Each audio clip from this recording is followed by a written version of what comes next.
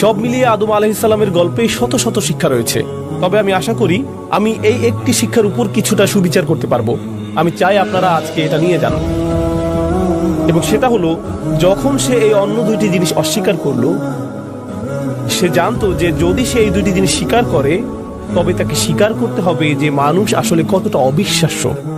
কিন্তু যদি সে শুধুমাত্র এক মাটি বা কাদা স্বীকার করে, তাহলে আদম আর ঘোড়ার মধ্যে পার্থক্য কি? আদম এবং একটি গরু এবং বানরের মধ্যে পার্থক্য কি?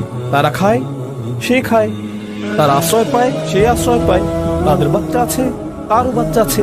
সে শুধু একটি বিবর্তিত প্রাণী। ওকে, সব ঠিক আছে, সে শুধু বড় দুইটি পায়ের উপর দাঁড়াতে পারে। এটা এমন কি বড় ব্যাপার? সে শুধুমাত্র একটি বিবর্তিত প্রজাতি, এর বেশি কিছু না। তার কাছে আর বেশি কিছু নেই। তাই শয়তান নিশ্চিতভাবেই, ইচ্ছাকৃতভাবেই আমাদের অস্তিত্বের তিনটি বৈশিষ্ট্যের মধ্যে অন্য দুইটি বৈশিষ্ট্যকে অস্বীকার করে।